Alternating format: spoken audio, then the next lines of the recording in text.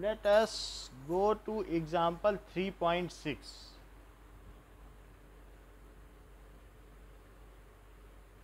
3.6, that is Galileo's law of odd numbers. What does it mean by Galileo's law of odd number?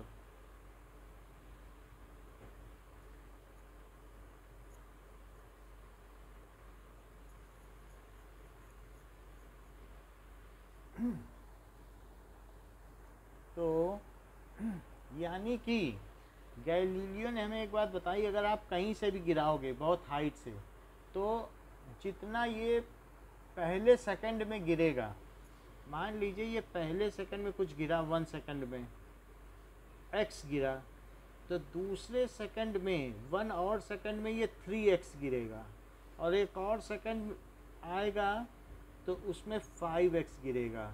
यानी जो इसके गिरने का distance है, it will keep on increasing. तो अगर वैसे भी देखा जा सकता है, एस एन की क्या वैल्यू होती बताओ, कि n सेकंड में चली गई दूरी, दैट इज n सेकंड है, ठीक है। एस टी भी लिख सकते हो कि t सेकंड में चली गई दूरी कितनी हुई। तो t सेकंड में चली गई दूरी कितनी होती है, क्या U T plus half A T square होती है? तो बताओ अब ये t माइनस 1 सेकेंड तक में कितना चलेगा, क्या u t माइनस 1 और प्लस हाफ ए t माइनस 1 का स्क्वायर चलेगा? मान लो 4 सेकंड में इतना चला, तो 3 सेकंड तक में कितना चला, इतना बोलो। ये क्या है, डिस्टेंस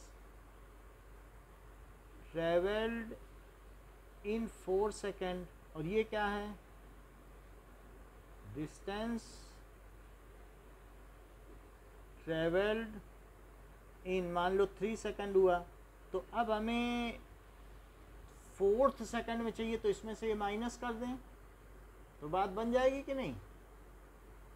4 सेकेंड में इतना चला, 3 सेकेंड में इतना चला, तो चौथे सेकेंड में कितना चला, what is the distance travelled in 4 second, तो इसमें से ये माइनस कर दें। मान लो 3 सेकेंड में इतना चला और 4 सेकेंड में इतना चला, तो 3 सेकेंड में तो जो डिस्टेंस होगा वो u3 minus half a3 square होगा कि नहीं, प्लस हाफ a3 स्क्वायर। और 4 सेकेंड में कितना हुआ बताओ, 4 सेकेंड में s4 कितना हो गया, u4 और प्लस हाफ a4 स्क्वायर होगा। और अगर हम माइनस कर दें तो क्या 4th सेकेंड में चली हुई दूरी आ जाएगी, इसमें से माइनस कर दें तो क्या ये आ जाएगा चौथे सेकेंड में कितना चला, बोलो। तो फॉर फ्री फॉल क्या होगा, तो फॉर फ्री फॉल टीएथ सेकेंड में चली गई दूरी कितनी होगी, क्योंकि ऊपर से तो उसे सिर्फ गिराया जाता है, तो टीएथ सेकेंड में चली गई दूरी होती, यू टी ख़त्म हो जाता है तो ए की वैल्यू माइनस जी होती है और यू ज़ीरो हो जाता है, तो it is minus half G T square. Okay, और ये बताओ एस टी माइनस 1 क्या होगा, इट इज़ माइनस हाफ जी और t माइनस 1 का square, is it correct? So that is distance travelled in tth second. Tth second में कितना चलेगा, टीएथ सेकेंड। सो क्या ये एस टी माइनस 1 लिख सकते हैं, टी सेकंड तक में कितना चला और टी माइनस 1 में कितना चल चुका था वो हटा दो, तो टीएथ सेकंड में पता चल जाएगा कि नहीं, बोलो। तो इसके लिए क्या करें, minus half G T square में से क्या माइनस कर दें, इसमें से ये माइनस किया तो इसमें से ये माइनस करें, सो माइनस हाफ जी और टी माइनस 1 का स्क्वायर, ये कर दिया। So this is equals to minus half G T square, और ये माइनस माइनस क्या हो गया, plus half G T minus 1 का स्क्वायर। अगर हाफ जी को कॉमन ले लें तो अंदर यहाँ क्या माइनस टी स्क्वायर आएगा और प्लस में क्या आएगा, क्या T square plus 1 minus 2t आ जाएगा।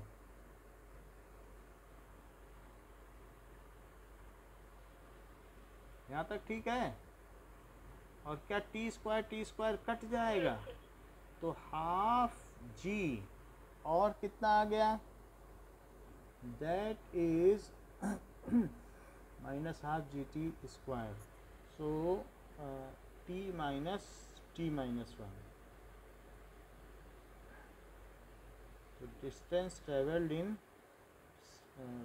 2 second, so it is 2t minus 1 और निगेटिव लगा दो, क्योंकि टीएथ सेकेंड में जो जाएगा उसका डिस्प्लेसमेंट नीचे की तरफ है।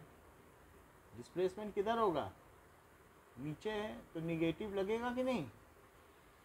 तो इस तरीके से डिस्टेंस इन टीएथ सेकेंड, किस सेकेंड में बताओ,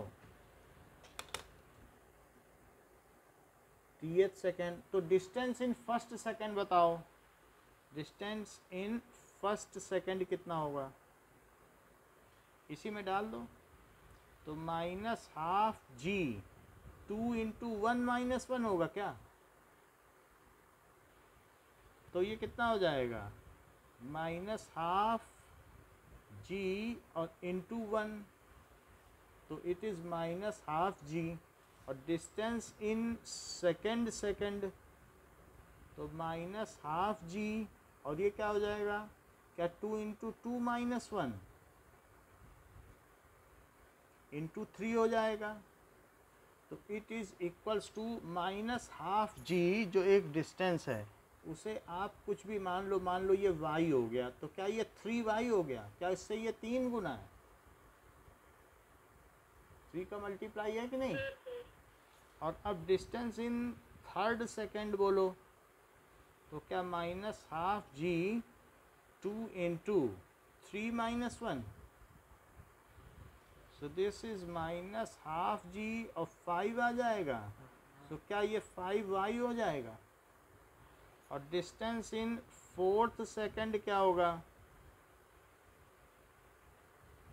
2 into 4 minus 1, so minus half g 7, तो क्या 7y हो जाएगा। So ratio of distance travelled in subsequent second क्या हो जाएगा,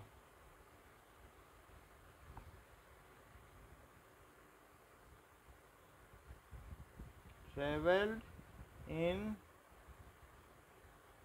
सब्सिक्वेंट सेकेंड्स, ठीक है, it is 1:3:5:7 so it is odd multiple of natural number. इतनी बात समझ में आ गई कि नेचुरल नंबर 1 सेकंड में कितना चला, 2 सेकंड में कितना चला, तो ये बात आप देख सकते हैं, ठीक है। और यही नहीं, अगर आप 1-1 सेकंड का अंतर ना लेके 2-2 सेकंड का अंतर लें तो भी आपको पता चल जाएगा कि उनका ऑड मल्टीपल है। मान लीजिए कि पहले सेकंड में कितना चला है, क्या y, दूसरे सेकंड में 3y, और फिर 5y और 7y, और फिर क्या 9y चला है, फिर 11y चला है, बोलो। ये 1 सेकंड का सबका है, 1 सेकंड में, लेकिन ये सब्सीक्वेंट 1 सेकंड है, 1 सेकंड के बाद फिर जब दूसरा सेकंड आया। लेकिन कोई कहे हम तो 2-2 सेकंड में पता करेंगे, तब पहले सेकंड में कितना चला, 4y, और दूसरे सेकंड में फिर कितना चलेगा, 12y, और तीसरे सेकंड में कितना चलेगा, 20y। अब इन सब में 4y से डिवाइड करो, तो क्या ये 1:3:5 फिर से आ गया। कोई ज़रूरी नहीं कि एक ही 1 सेकंड का अंतर लिया जाए। So for any fixed time span, so if you take 3 second का अंतर तो भी यही आ जाएगा। तो मान लो 3 सेकंड का अंतर लेती हो तो पहले में कितना चलेगा, यहाँ से यहाँ तक लो, तो y + 3y + 5y कितना होता है, क्या ये 9y होता है। और दूसरे केस में देखो 7 से लेके 11 तक कितना होगा, क्या 27y, क्या इनमें भी 1:3 का रेशो है, बोलो। तो लेट अब यहाँ पर हम देखेंगे कि, तो अब हम एक टेबल बना लेंगे जैसे कि हमारी बुक में टेबल बनी है। Let the fixed time interval is tau. Tau एक टाइम इंटरवल होता है, टाइम के लिए इस्तेमाल होता है। सो लेट, ग्रीक लेटर है, पीछे देख लेना। लेट फिक्स्ड टाइम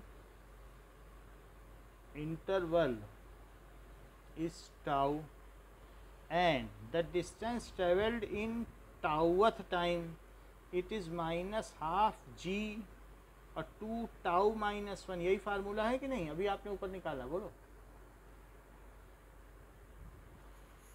सो अब यहाँ लिखो कि nth सेकेंड, तो पहले 0 सेकेंड और डिस्टेंस ट्रेवल निकाल लेना।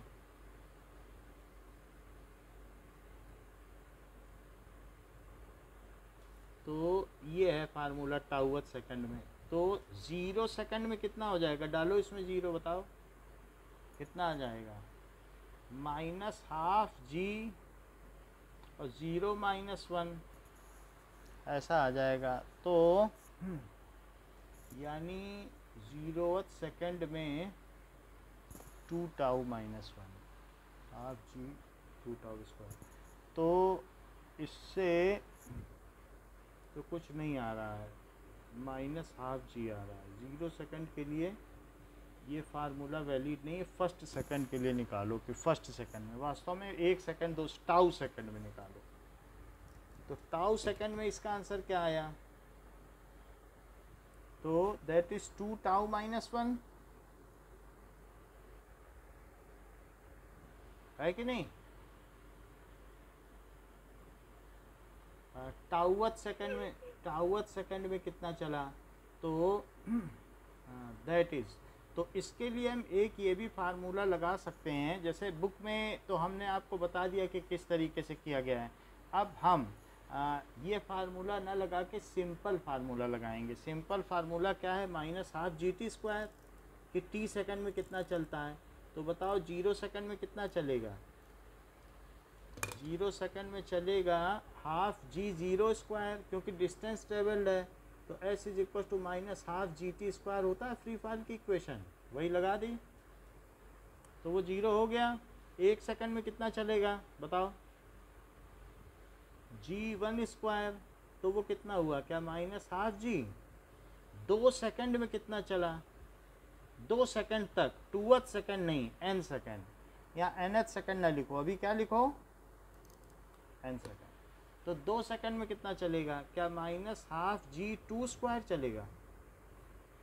तो -12g × 4, और 3 सेकंड में कितना चलेगा, क्या -12g3², दैट इज -12g, ठीक है, और 9 ऐसा आ गया। और 4 सेकंड में कितना चलेगा। तो जो भी चीज़ है, अगर हम टाउ सेकंड में भी निकालें, 0 सेकंड और टाउ सेकंड, तो यहाँ टाउ लिख लो। टाउ लिखने पर ये टाउ² हो जाएगा,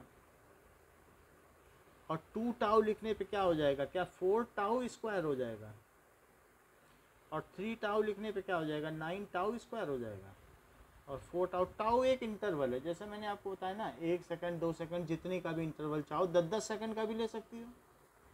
तो ये तो हम अभी ये देख रहे हैं कि 4 टाउ टाइम में कितना चला। मान लो टाउ को मैंने 10 सेकंड लिया, तो 40 सेकंड में कितना चला, तो -12g, और सब में टाउ टाउ लगता रहेगा, तो 2 टाउ², और यहाँ पे क्या होगा 3 टाउ², और यहाँ क्या हो जाएगा 4 टाउ²। तो इट इज़ -12g 16 टाउ²। ये तो हुआ कि शुरू से जब से फेंका गया 4 टाउ तक कितना चला। अब यहाँ पे पता करो कि 1 सेकंड में कितना चला। सो डिस्टेंस ट्रेवल्ड इन 1 सेकंड, इससे ये माइनस करो कि 1 सेकंड में कितना चला, तो माइनस करने पे कितना आ जाएगा। सो ये अब यहाँ निकालो nth सेकंड, तो nth सेकंड में जो टाउथ सेकंड होगा उसमें कितना आ जाएगा, that it is equals to, इससे इसको सब्ट्रैक्ट कर लीजिए, तो सब्ट्रैक्ट करने पे कितना आएगा बताइए, क्या minus half G T square होगा, और इससे अब इसको सब्ट्रैक्ट करो इन टाउथ सेकंड, और इन नेक्स्ट टाउथ सेकंड में कितना होगा बताओ, इससे इसको सब्ट्रैक्ट करो, तो सब्ट्रैक्ट करने पर क्या 3 टाउ स्क्वायर आ जाएगा, और बड़ी वाली वैल्यू निगेटिव है और छोटी वाली भी निगेटिव है, तो अल्टीमेटली सब्ट्रैक्ट करोगे तो ये प्लस का साइन आ जाएगा, इसमें से सब्ट्रैक्ट करो, क्योंकि नीचे जा रहा है तो डिस्टेंस निगेटिव है, तो क्या ये माइनस हाफ और जी टाउ स्क्वायर इंटू 3 आ गया, बोलो।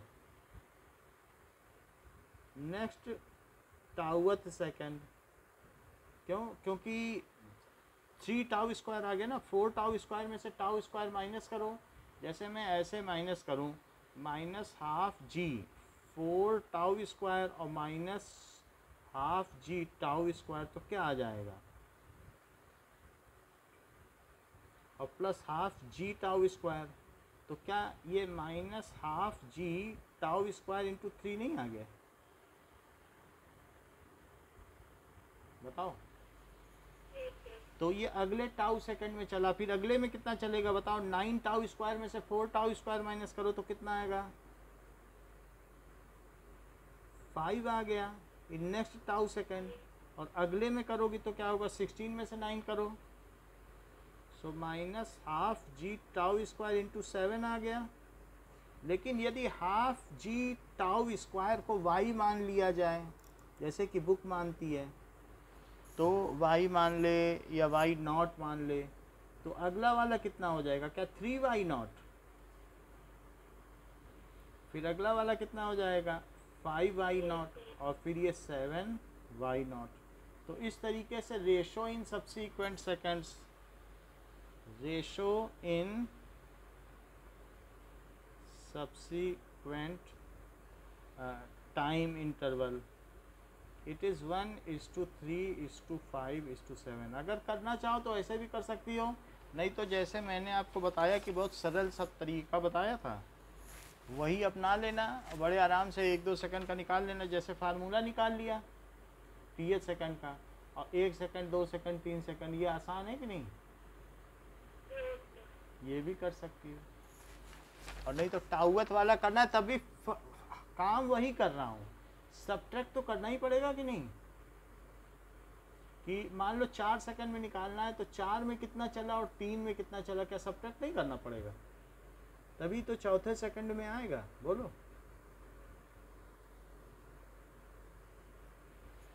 बताइए।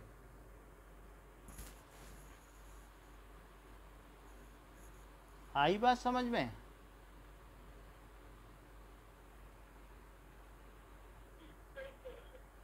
चलो एग्जाम्पल 3.7, एग्जाम्पल 3.7, मान लीजिए stopping distance of vehicle, stopping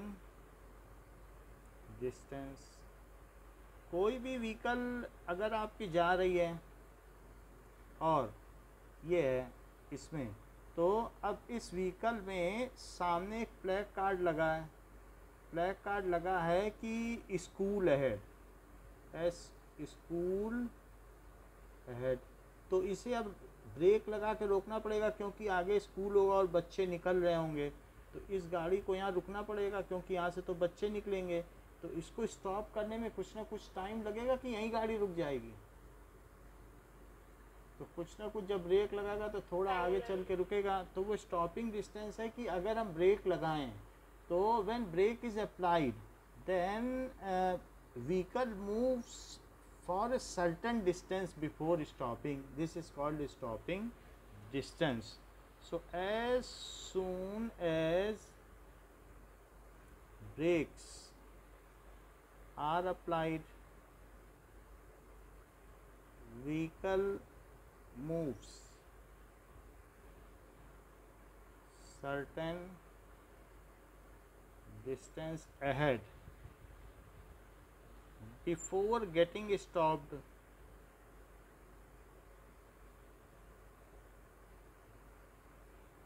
this is called stopping distance.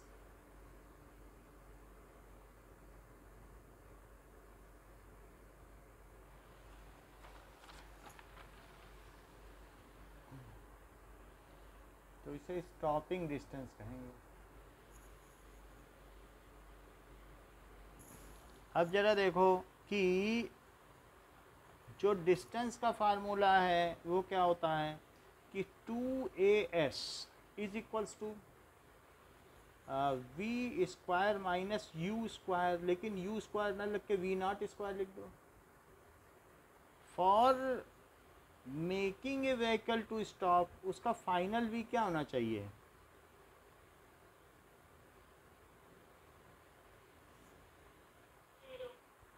तो वी शुड बी ज़ीरो। तो अब वो जो डिस्टेंस है उस डिस्टेंस को कहेंगे stopping distance is called D S, and S is denoted as D S, जो कि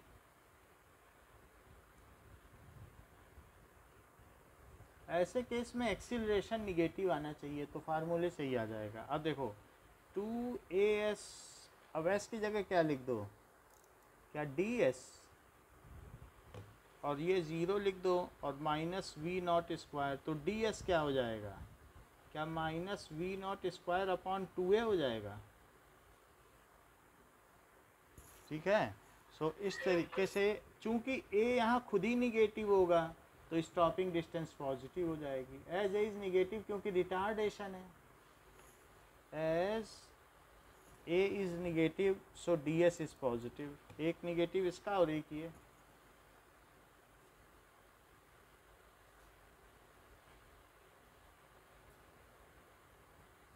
सो डी एस इज पॉजिटिव। तो ये बात समझ में आ गई कि स्टॉपिंग डिस्टेंस क्या होता है। कि कार ऐसे सवाल आपने किए भी हैं 9th में कि इतने से चल रही है तो रुकने से अगर उस पर ब्रेक लगाया गया इतने का तो कितना चल लेगी, ऐसा होता है कि नहीं? तो ये है। So if vehicle is moving at 40 meter per second speed and acceleration of minus 5 meter per second square is applied on it, तो कोई नोटिस बोर्ड देखता है कि कहीं पर कोई प्लेक कार्ड लगा है तो या होर्डिंग लगी है कि स्कूल अहेड है, तो वो ब्रेक अप्लाई कर देता है। Find its stopping distance.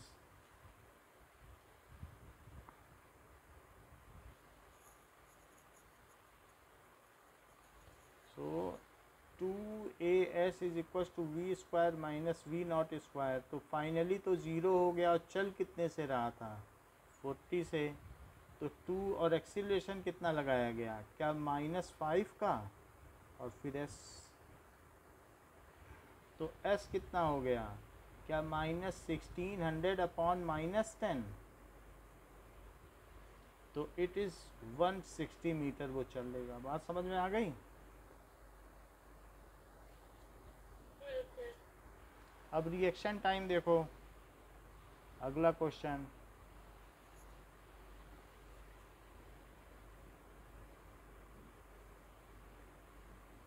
जैसे मान लो मैं ये पेन छोड़ूं, तो पेन छोड़ने पे ये हाथ इसको पकड़ लेगा, तो कई बार नहीं भी पकड़ पाएगा, गिर गया, तो ऊपर से पेन सीधा छोड़ो और ये देखो कि ये दूसरी उंगली कब इसे पकड़ पाती है। तो अपने फेलो बीइंग से कहो कि वो पकड़े, तो वो देख रहा है पेन छूटेगा, तो उसके नर्वस सिस्टम, उसकी आंखें नोटिस करेंगी कि पेन रिलीज़ हो गया है, फिर वो माइंड को भेजेंगी, माइंड उसको एनालॉग करेगा, फिर उंगलियों को कमांड देगा, फिर उंगलियां दबेंगी और फिर इसे पकड़ लेंगी। इतना कुछ होगा, यानी ये सिंपली उंगली नहीं ऐसे चलेगी।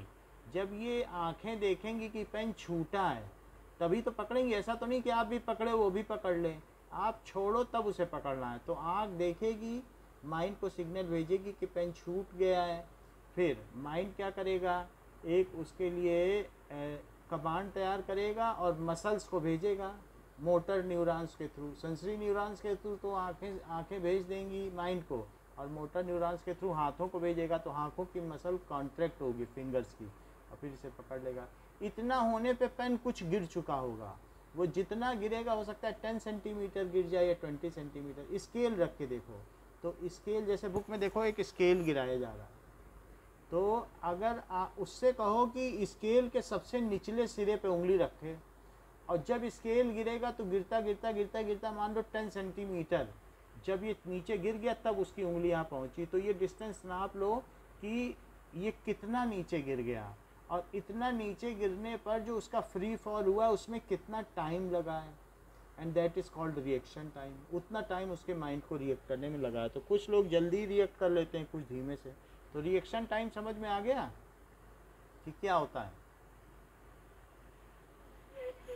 मान लो अगर आपने सामने एक बच्चे को आते हुए देखा, या आपने एक होर्डिंग देखी या नोटिस बोर्ड देखा, बोर्ड लगा हुआ देखा स्कूल है, तो आपके बोर्ड देखने और ब्रेक को दबाने के बीच में भी तो 2 सेकंड लग जाएंगे, कि बोर्ड देखते ही ब्रेक लगा दोगे। स्टॉपिंग डिस्टेंस तो अलग बात है, लेकिन माइंड बोर्ड को देखेगा, फिर उसके बाद एक एग्जीक्यूट दिया जाएगा पैर को कमांड, तो तब एग्जीक्यूशन होगा, कमांड दी जाएगी फिर एग्जीक्यूशन होगा। तो इस तरीके से वो रिएक्शन टाइम में भी तो गाड़ी अपनी स्पीड से कुछ आगे तक चली जाएगी, कि सिर्फ 160 को ही काउंट करोगे। कोई इंस्टेंट, हम लोग मनुष्य हैं, सीधा एक्शन तो ले नहीं सकते, आंखें देखेंगी तो पैर दबाएगा तो 2 सेकंड तो उसमें भी लग जाएंगे कि नहीं। So the time between observing something and then executing the command is called reaction time. किसी चीज़ के देखने में और उस चीज़ को एग्जीक्यूट करने में जो है, जैसे यहाँ रूलर दिया गया है, तो रूलर वो जब छोड़ेगा तो रूलर के छोड़ने में और साथ ही साथ उसके यहाँ पर रूलर उसने छोड़ दिया, तो इट इज़, अब ये रूलर छोड़ दिया इसने और आप पकड़ रहे हो, तो आपके पकड़ने में कुछ ना कुछ तो रूलर नीचे चला ही गया होगा, ठीक है। So you have gripped the ruler, ये so you have now gripped the ruler. उसने छोड़ा और आपने पकड़ा, लेकिन आपका हाथ क्या था, ये रूलर उसके हाथ से छूट चुकेगा, उसने छोड़ दिया है, ये आप समझ सकते हैं यहाँ से रूलर छूट गया। अब छूटने के बाद रूलर कुछ गिर जाएगा ना नीचे, बोलो, उसने तो छोड़ दिया रूलर, तो ये रूलर उसने छोड़ दिया, रूलर यहाँ तक आ गया, ओके। नाउ रूलर नीचे गिर गया, आपका हाथ 0 पे था, तो रूलर कितना नीचे गिर गया बताओ, 10 सेंटीमीटर। तो 10 सेंटीमीटर फ्री फॉल में कितना टाइम लगा होगा। तो इस तरीके से S is equal to UT plus half GT square होता है कि नहीं। UT तो ख़त्म हो गया फ्री फॉल में, और कितना बचता है, क्या हाफ GT स्क्वायर। मान लीजिए मैं और थोड़ा सिंप्लीफाई कर दूं कि ये 9 सेंटीमीटर ही गिरा, तो 9 सेंटीमीटर अब चूंकि नीचे गिरा है तो -9 लिखो, और माइनस हाफ इसकी वैल्यू 10 लिखो, और T स्क्वायर, निगेटिव से निगेटिव कट गया, 9 2 जा 18/10 and that is T square, तो 1.8 आ गया। तो फ़ायदा तो कुछ नहीं हुआ, बल्कि 10 ही करने से, 10 से भी नहीं फ़ायदा है, जो भी है एक सिंबॉलिक ले लो। तो इस तरीके से T समझ में आ गया कि नहीं। और टाइम पॉजिटिव लेना है, टेकिंग पॉजिटिव साइन। तो आपके माइंड ने रिएक्ट करने में करीब करीब 1.8 का जो रूट हो, 1.3 हो या जो भी हो, क्योंकि 1.3 का 1.69 होता है, 1.4 का 1.96 होता है, तो 1.35 समझ लीजिए। तो टेकिंग पॉजिटिव साइन, इतना आपके माइंड ने 1.35 सेकेंड लिया, जितना गिर गया रूलर। समझ में आ गई बात। So what is the reaction time. Reaction time का होता है the time between observe, think and act, the time lapse, question में ही लिखा है, between observe, think and act is called reaction time। तो मान लो एक स्कूल वाले ने बोर्ड 160 पे लगाया, क्या उसने ठीक किया कि उसे और पीछे लगाना चाहिए? क्योंकि जो देखेगा बोर्ड को तो थोड़ी देर बाद ही ब्रेक लगाएगा, तब तक गाड़ी जो है 30 मीटर और चल लेगी। और क्या पता वो वहाँ से ब्रेक लगाए, अब यहाँ देखेगा ब्रेक लगाएगा, तब तक स्कूल के आगे गुजर जाएगा, तब तक तो बच्चा कुचल जाएगा। तो उसे बोर्ड कहाँ लगाना चाहिए? मान लो नॉर्मल लोग -5 से ब्रेक लगाते हैं, एक स्मूथ ब्रेकिंग -5 फ्री होती है, तो क्या बस उसे 160 पे बोर्ड लगाना चाहिए स्कूल के आगे, या और पीछे लगाना चाहिए? क्योंकि 2 सेकंड तक जब तक एग्जीक्यूट होगी कमांड, तब तक तो गाड़ी अपनी स्पीड से चलती ही रहेगी। तो 2 सेकंड में कितना चल लेगी? क्या 80 मीटर और नहीं चल लेगी? तो क्या इसे 80 मीटर और नहीं बढ़ा देनी चाहिए इसमें डिस्टेंस उस बोर्ड के लिए? तो अगर स्कूल से बोर्ड दूर लगाना है तो कितनी दूरी पर होना चाहिए? स्टॉपिंग डिस्टेंस काउंट करे और साथ में रिएक्शन टाइम में चली हुई डिस्टेंस भी तो काउंट करे। मान लो ये 2 सेकंड है तो 40 मीटर ये चल लेगा, और साथ में ये 160, तो ब्रेक लगाने के बाद 40 मीटर बाद तो वो पैर ब्रेक पे रखेगा, बोर्ड देखेगा, सोचेगा क्या है लिखा हुआ, फिर ब्रेक पे पैर रखेगा, तो उसमें 2 सेकंड लग जाएंगे उसको। और 2 सेकंड में वो कितना चल लेगा? 40 नहीं, कितना चल लेगा? 80 चल लेगा। तो 80 ये लो, 160 ये लो, तो कितना हो गया? बोर्ड हमें कितनी दूरी पर लगाना चाहिए? स्कूल अहेड, कि बच्चे जा रहे हैं स्कूल अहेड, ये बैग लेके जा रहे हैं, तो उसे कितना डिस्टेंस लेना चाहिए बताओ? 240 मीटर लेना चाहिए कि नहीं? तो अब यहाँ देखो कि डिस्टेंस क्या होती हैं, इट इज़ -12 GT²। तो GT क्या हो जाएगा? मान लो अगर हम इसकी मॉडुलस वैल्यू लें, वैसे मॉडुलस लेने की जरूरत नहीं क्योंकि ऐसा आप निगेटिव रखोगे करने के लिए जो भी है। तो यहाँ पर how much is the distance travelled, कितनी डिस्टेंस से आगे ट्रेवल कर लेगा, फिर भी हम इसकी मॉडुलस वैल्यू लेंगे क्योंकि रिएक्शन करने के लिए, because it is the time of thinking. तो टाइम ऑफ थिंकिंग में यहाँ कोई ब्रेक तो लग नहीं रहा है, ये तो ब्रेक पे पैर जाएगा, तो इसलिए इसकी मॉडुलस वैल्यू ले लो। मॉडुलस वैल्यू जो डी मॉड है, it is equals to half GT² और 2 मॉड डी और अपॉन G और इसका रूट, क्या यही टी होगा? क्योंकि ये एक तरीके से यहाँ पहली बात तो G लिखना नहीं चाहिए क्योंकि ये तो रूलर के लिए G है, लेकिन आप आगे चलोगे तो फिर वहाँ A आ जाएगा, ठीक है, एक्सीलरेशन। तो एक्सीलरेशन भी, तो ये आपका रिएक्शन टाइम यहाँ पे कैलकुलेट कराया गया है। अब मॉड डी नहीं लिखते हो तो यहाँ डी भी निगेटिव है, D and G both are negative, so D will be compensated. फिर भी हमने ऐसे लिखा, ये रूलर के लिए है। अगर रूलर के लिए ये निगेटिव साइन सर्वाइव करे और डी पे भी एक निगेटिव आ जाए तो क्या वो दोनों फिर मिल के पॉजिटिव ना हो जाएं? क्योंकि डी भी डी रखोगे तो -9 रखोगे, और -9 जैसे यहाँ कट गया था -9, तो यहाँ भी तो कट ही जाएगा। लेकिन हम फिर भी उस चक्कर में नहीं पड़ना चाहते हैं, हमारा फार्मूला ये है, ठीक है कि नहीं, कि कितना रूलर गिरा हम सब पॉजिटिव रख के ले लेंगे। समझ में आ गई बात रिएक्शन टाइम? तो डी कितना दिया है? मान लो 21 सेकंड तक गिरा रूलर, तो डी दिया है 21 सेकंड, हमने पॉजिटिव ही ले लिया फार्मूले के हिसाब से। जी कितना है? 9.8, तो रिएक्शन टाइम कितना हो जाएगा? √2 इंटू 21 सेंटीमीटर। 21 सेंटीमीटर में कितने मीटर होते हैं?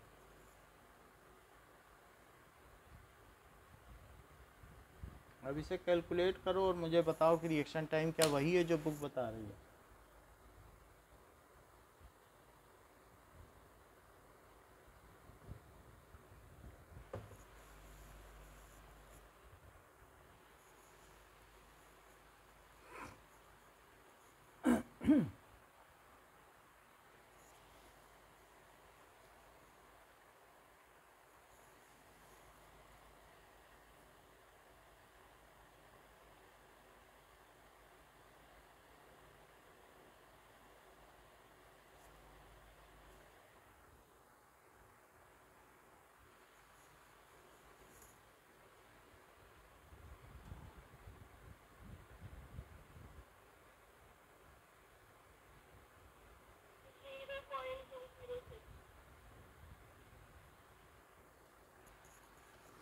0.206 तो ठीक है।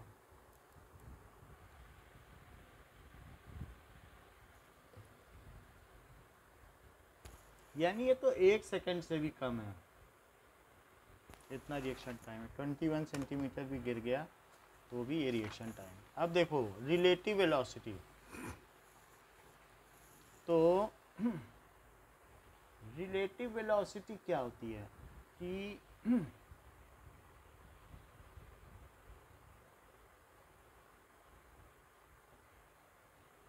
मान लो कि आप अगर आपकी बस जा रही है, स्कूल बस, और एक कार भी जा रही है, तो कार तो बहुत तेज़ जा रही है बट आपकी स्कूल बस धीमे जा रही है, तो आपको कार कैसी जाती हुई लगेगी? सो ये सब रोड पे चल रहे हैं। नाउ अब ज़रा देखो कि मान लीजिए कार इस साइड जा रही है और ये 40 मीटर पर सेकंड से जा रही है ग्राउंड के रिस्पेक्ट में। ग्राउंड के एक ऑब्जर्वर के लिए वो देख रहा है तो 40 मीटर है, और ग्राउंड के ही ऑब्जर्वर के लिए ये 60 मीटर पर सेकंड से जा रही है कार। तो अब यहाँ पर बस में बैठे ऑब्जर्वर को कार किस स्पीड से जाती हुई प्रतीत होगी? क्योंकि ये दोनों चल रहे हैं लेकिन कार धीरे धीरे आगे बढ़ती चली जाएगी, तो उसको लगेगा ये तो धीरे धीरे आगे जा रही है। तो 20 का फ़र्क है कि नहीं? अगर मान लो कार भी 40 से चलती तो बस वाले को लगता कार नहीं चल रही है। जैसे दो ट्रेन साथ साथ चलें तो ऐसा लगेगा कोई भी ट्रेन नहीं चल रही अगर दूसरी ट्रेन की ओर देखो। बोलो लगता है कि नहीं? लेकिन अगर दूसरी ट्रेन फास्ट हो गई तो फिर ये आपको लगेगा कि ट्रेन धीरे धीरे चल रही, जबकि दोनों बड़ी तेज़ी से चल रही, लेकिन उसने थोड़ी सी स्पीड फास्ट की है तो थोड़ा सा एक्सेलरेशन दिया या स्पीड बढ़ाई तो आपको लगेगा दूसरे की स्पीड ज़्यादा हो गई। अगर दूसरी ट्रेन स्लो हो गई तो आपको लगेगा दूसरी ट्रेन पीछे जा रही है। बोलो ऐसा भी लगता है ना? तो इस तरीके से ये जो अगर मैं कहूँ कि velocity of one object with respect to other object is called relative velocity.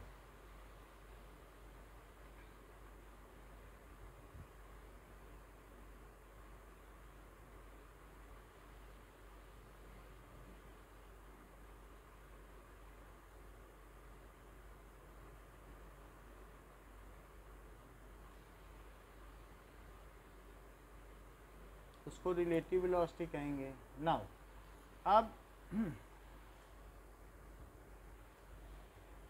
किसी भी चीज़ की, जैसे velocity of car with respect to bus, इसको कहेंगे कि relative velocity of car with respect to bus, इसको कहेंगे v c g minus v c v b ji.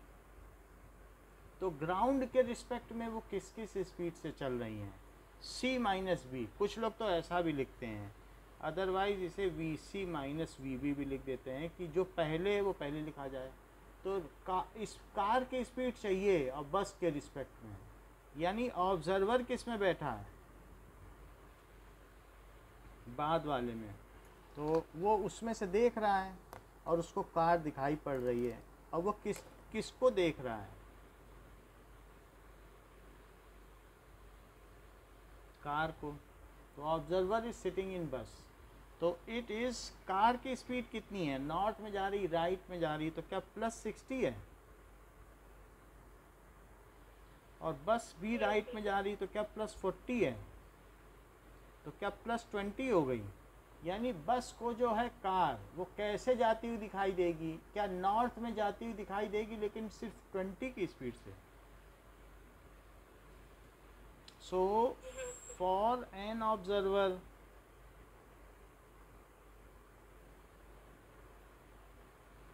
sitting in bus, relative velocity of car is 20 meter per second towards north north जा रही है, right भी कह सकते हो। Now relative velocity of बस विद रिस्पेक्ट टू कार। तो ऐसी स्थिति में जो ऑब्जर्वर बैठा है वो किस में बैठा है, और इसे क्या बोलेंगे,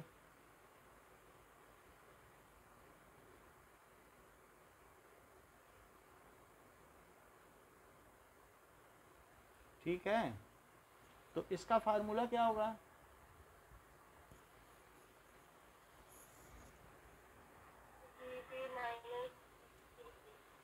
yes it is VB minus VC या VBG।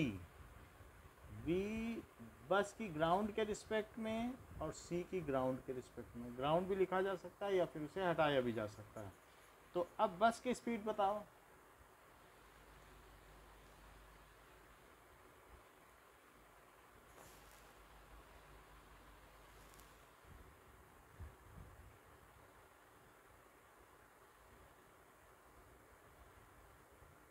बस की स्पीड क्या है,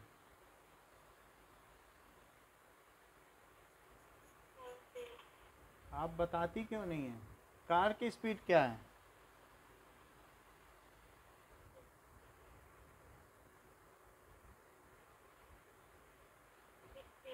60। तो it is -20। What does it mean, इसका मतलब क्या है,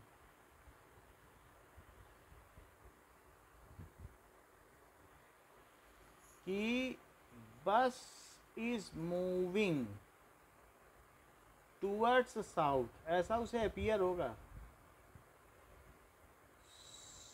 साउथ, ठीक है। बस अपीयर्स मूविंग, ये भी कह सकते हो कि जो रिलेटिव वेलोसिटी वो एक अपीयरेंस है, moving towards south for observer sitting in car. अब वो कार में बैठा है तो उसे क्या लगेगा, बस पीछे जा रही है विथ 20 मीटर पर सेकेंड, ये चीज़ है। तो ये तो हो गई रिलेटिव वेलोसिटी की बात। अब ज़रा देखो, मान लीजिए किसी भी रोड पर कोई ए व्हीकल है, ये ओरिजिन है, यहाँ पर ऑब्जर्वर खड़ा है और ये ओरिजिन है। अच्छा, t is equal to 0 time पर इसकी यहाँ से डिस्टेंस एक्स ए है जो कि 0 टाइम पर है। 0 का मतलब t is equal to 0 time पर है, और ये चीज़ va स्पीड से चल रही है बिना किसी एक्सीलरेशन के। तो ये बताओ कि t टाइम में ये कितना और चल लेगी। सो ये कितना चल लेगी बताओ t टाइम पे, एक स्पीड है और एक टाइम है, तो डिस्टेंस कितनी ट्रेवल हो गई, क्या VAT। तो ओरिजिन से इसकी दूरी कितनी हो गई, यानी अब x, यानी अगर ओरिजिन से दूरी निकाली जाए तो ये निकाला जा सकता है कि XA यहाँ से यहाँ तक के t टाइम में अब कितना दूर हो जाएगा, क्योंकि 0 टाइम में ये x डिस्टेंस पर था ओरिजिन से, तो t टाइम में अब कितना दूरी पर हो जाएगा, पहले जितना दूर था वो, और साथ ही साथ जितना और चल लिया वो। बोलो है बात।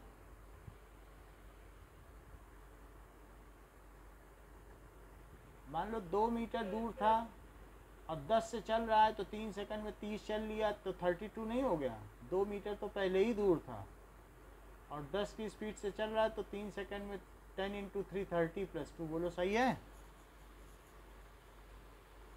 बताइए। तो अपने बुक की 51 पेज पर 3.12A देखो, ये क्वेश्चन समझ में आ गई।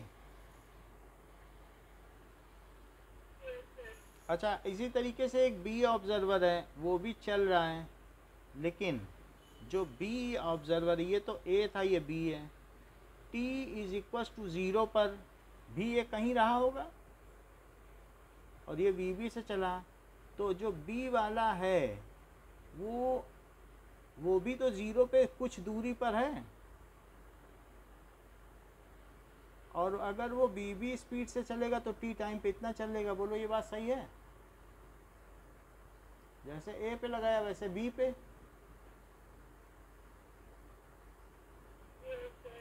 तो इस तरीके से ये इन दोनों के बीच का दूरी है। ये भी आगे बढ़ता बढ़ता अब जिस स्पीड से जाए, हमको मालूम नहीं है कि कैसे जा रहा है। ये a है, ये b है, तो लेकिन t टाइम के बाद इनके बीच में कुछ ना कुछ डिस्प्लेसमेंट होगा, क्योंकि शुरू में भी कुछ डिस्प्लेसमेंट था, अलग अलग थे। अब अलग अलग इनकी स्पीड भी है, इसकी स्पीड v a है, इसकी v b है।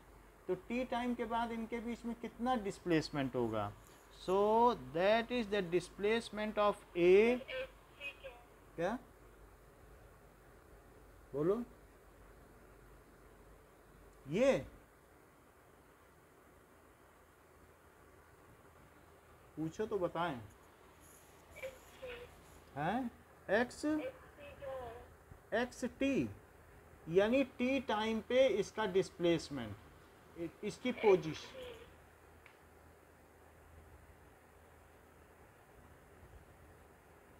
एक्स टी तो हमने कहीं लिखा ही नहीं है। कहीं लिखा है?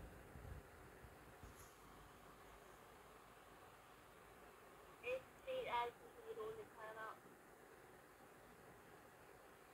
टी एट 0 एक्स, ये चीज पूछ रही हो? हाँ, तो ये इसका मतलब है कि 0 सेकंड में वो ओरिजिन से कितना दूर था। बिल्कुल उसी तरीके से तो है। जैसे a 0 सेकंड में यहाँ था, एक कार तुम्हारे घर से इतनी दूरी पर थी और दूसरी कार तुम्हारे घर से इतनी दूरी पर थी, तो दूसरी कार भी तो तुम्हारे घर के सामने से ही थोड़ी ना चलेगी। बोलो। और साथ में वो टी टाइम पे और कितना चल ली बताओ? क्या वो वी बी टी नहीं चल ली? बताओ तो टोटल कितना डिस्टेंस चल ली? शुरू में 0 सेकंड पे जितना दूर रही होगी, मान लो 3 मीटर दूर थी, और अब वो 20 की स्पीड से चल रही है, तो 3 सेकंड में 60 चली, तो 62 नहीं चल ली? बताओ, समझ में आ गई बात? चलो अब हम आगे देखेंगे कि इनके बीच में टी टाइम में डिस्प्लेसमेंट क्या हो गया। सो डिस्प्लेसमेंट एट 0 टाइम क्या है, पहले ये देख लो।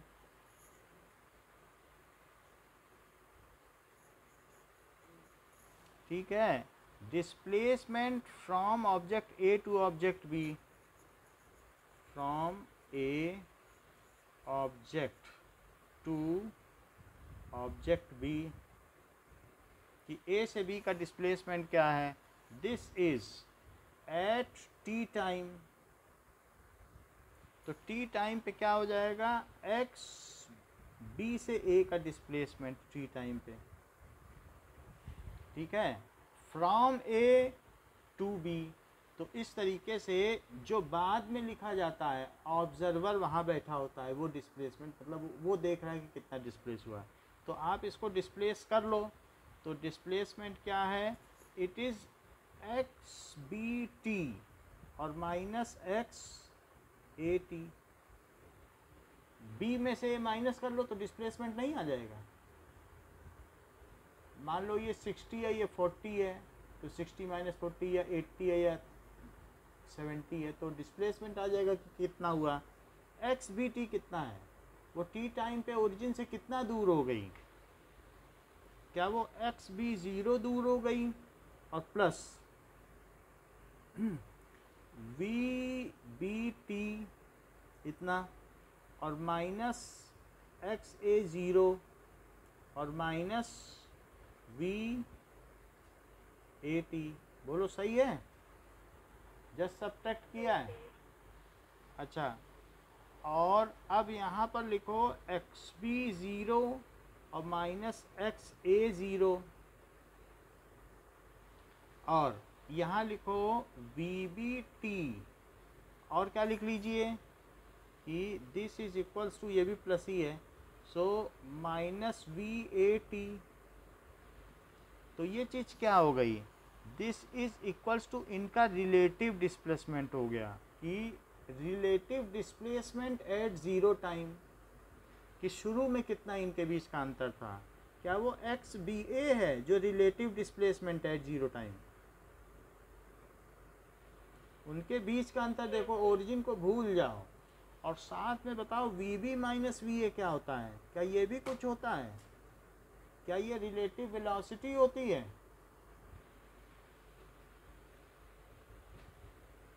बताओ क्या ये वी बी ए बन जाएगा।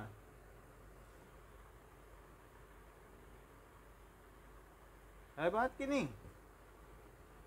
सो अब ये बात क्या आ गई कि the relative displacement between b and a, from a to object b, a से बी ऑब्जेक्ट को, यानी ए से देखा जा रहा है बी को, तो उनका कितना डिस्प्लेसमेंट है, तो it is the initial displacement, initial relative displacement और plus relative velocity into t, तो इसको क्या कहेंगे, इनिशियल रिलेटिव डिस्प्लेसमेंट, और ये है relative velocity of B with respect to a. अब जरा इस पर एक क्वेश्चन करें तो पता चले। तो ये टी टाइम पे हमने निकाला ये फार्मूला, ये बिना एक्सीलरेशन के, इसमें कहीं एक्सीलरेशन नहीं, अभी एक्सीलरेशन का भी करेंगे। सो अब जरा देखो कि अगर if B car is 200 meter behind a car when the observer sitting in a car first watches, जब वो पहली बार देखता है तो उसे पता चल जाता है कि अरे ये बी कार तो 200 मीटर पीछे है, ठीक है। Now a car moves with 50 meter per second and B car moves with 70 meter per second. What is their relative displacement?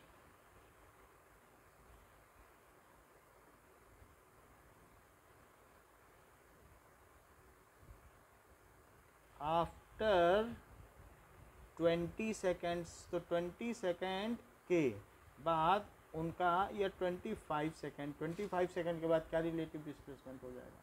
So relative displacement का क्या फार्मूला है बताइए। तो it is x b a at time t, तो that is 25 second. It is x b a at 0 second और plus we B a और into T. बोलो बात सही है, बताओ। अच्छा, शुरू में कितना पीछे थी, -200, और V B minus V A, अगर दोनों north, both are moving towards north,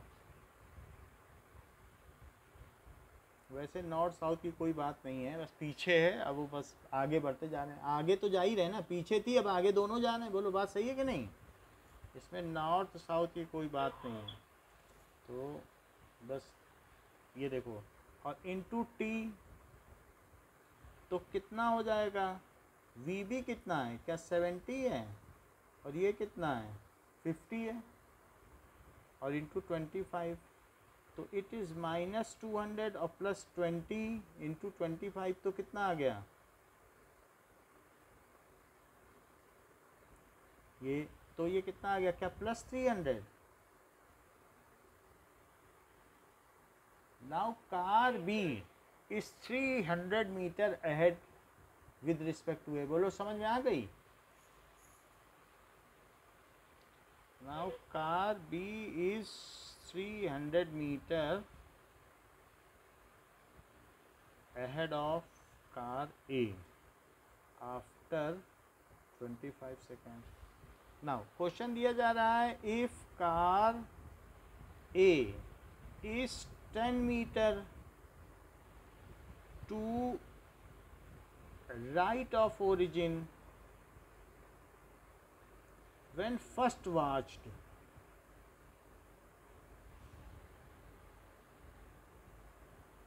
and its speed is 40 meter per seconds away from origin. Origin से दूर ही जा रहा है, 10 मीटर था अब और दूर जा रहा है.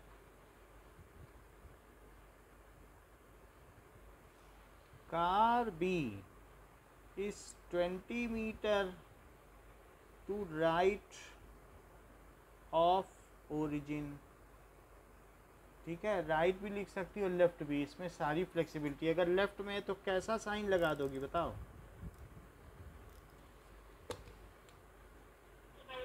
हाँ, left of origin and moving towards car a. जिधर कार ए जा रही उधर ये भी जा रहा है.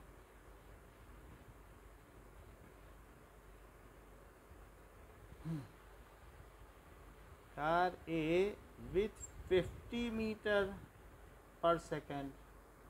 What is their relative displacement after 10 seconds?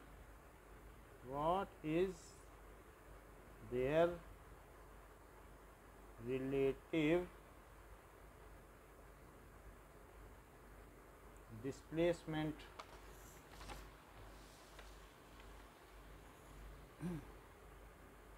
After 10 second. तो अब ज़रा इसमें देख लें कि जो एक्स ए टी है, तो वैसे तो हम बी का ए के रिस्पेक्ट में निकालना चाहते हैं. What is relative displacement?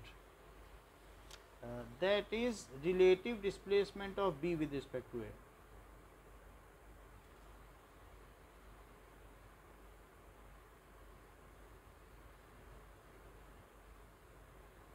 इसका फ़र्क पड़ता है हम किसके किसके लिए निकाल रहे हैं. तो बी का ए के रिस्पेक्ट में, और वो भी टी सेकंड के बाद, तो 10 सेकंड. तो इसको क्या लिखेंगे बताओ? Relative displacement of B with respect to it at 0 second. ठीक, और क्या लिखेंगे? क्या V B A into T? अच्छा, ये क्या होता है? It is x B at 0 और माइनस एक्स ए एट 0 और plus we B minus V A और इंटू 10 सेकेंड. अच्छा, ये दोनों कारें ऐसे चल रही हैं, ये ओरिजिन है, यहाँ पर व्यक्ति खड़ा है, तो ये बी कार इससे पीछे है. कितनी पीछे है? 20 मीटर. और जबकि ए कार इसके राइट में है, वो कितनी आगे है? 10 मीटर. और ये t इज इक्वल टू 0 की स्थिति है. समझ में आ गई बात? और दोनों किधर चल रही हैं? ये a है और ये कौन सी है? b. दोनों राइट में चल रही, इसकी स्पीड ज़्यादा है. तो बताओ यहाँ पे क्या डालें वैल्यू? वैल्यू बताओ.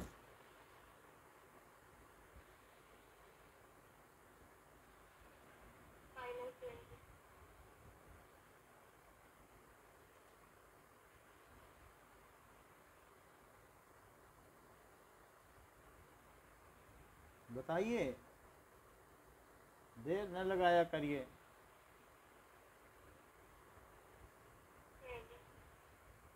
10. और ये इनकी वैल्यू बताओ.